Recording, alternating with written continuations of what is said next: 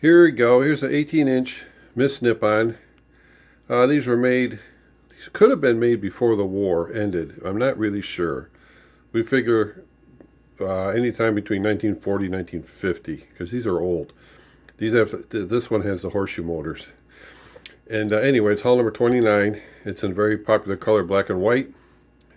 It was a mess. Somebody had literally stepped on it, just ruined it. I had to take the hull all apart. It literally fell apart anyway. Reglue it, resand it, do everything to it. Fix her all up. And anyway, polished everything, redid everything. Rebuilt the motors. All the fittings are original except the windshield and the two bow lights.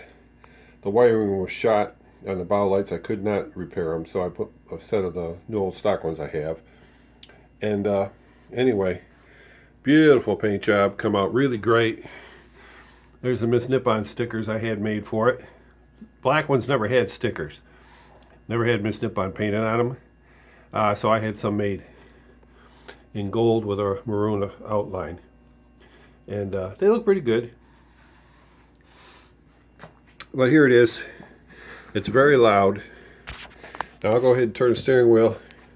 You can see the two four-bladed props underneath. Really, really nice boat. Quality all the way around. Anyway, here we go. I'll turn the steering wheel.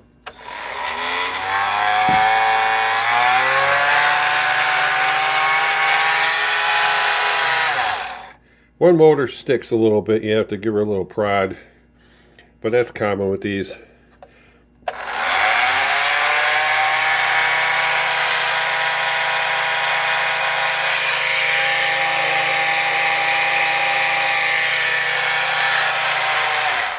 That was reverse. This thing should scream in the water. I mean, she's moving. 4 batteries, 3 run the motor. That particular one right there runs just the bow light. So that's why they're not as bright as they could be. And this is a switch for it here. Down is on.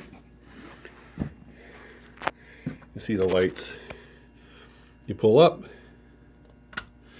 off, push down on. They'd be bright if you had 3 volts going to them, but right now it's only 1.5 volts. So unless that battery's fully charged up, they're not going to be real bright. All the fittings are great on these boats. I mean, look at these fittings. Beautiful, beautiful fittings. Those are all original parts, by the way, just cleaned up. And there she is. See, they're stamped on the underside of the hatch cover and in the bottom of the boat, hull number 29. Now, this, I think this was made by KMK because the submarines, they're stamped on the hulls too. So that's why I'm thinking this is a KMK boat.